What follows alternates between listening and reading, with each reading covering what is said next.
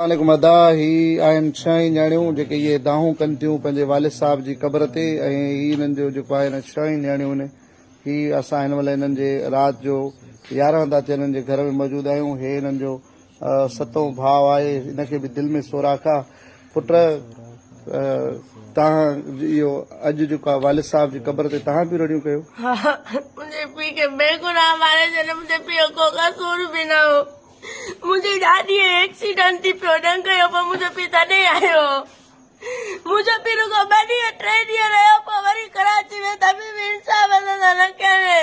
मुंहिंजो पीउ क़ुर शरीफ़ बि खणी हिन मूंखे सुञाणो अथव हिकिड़ो रुगो पुट हाणे उन्हनि खे केरु कराईंदो? तव्हां छो था बेगुनाह असांजी पघार बंदि कयो? हिननि जो हाणे मूंखां सवाइ केरु आहे सहारो?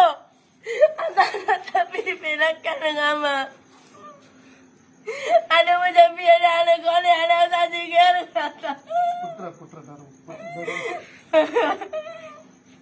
असांखे ट्यूशन हाणे केरु पढ़ाईंदो?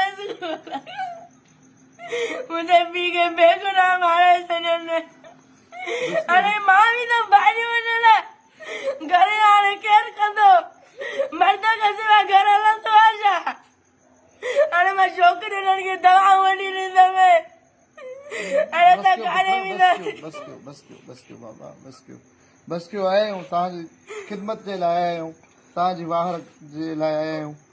पूरी सिंध तव्हां सां साथ ॾींदी ऐं इंशाल्लाह तव्हांजे अबू जे खून सां बि इंसाफ़ थींदो। तव्हांजी हर मुमकिन मदद बि थींदी। पूरी सिंध खे असां अपील कयूं था तव्हां सां इंशाल्लाह ताला पूरी सिंध मदद कंदी। तव्हांजो वीडियो असां हिन महिल ॾिठोसीं असांजो जी झुरी पियो। असां हिन वक़्तु नसीराबाद तव्हां वटि पहुता आहियूं। अलाह कंदो तव्हांजी मदद हर मुमकिन मदद थींदी पुट हर मुमकिन मदद थींदी इंशाल्लाह पूरी सिंध तव्हां सां निभाईंदी। अलाह कंदो तव्हांजा भेणूं बि पढ़ंदियूं तव्हांजो इहो भाउ बि ठीकु थी वेंदो। हिनजो इलाज बि कराईंदासीं अमी।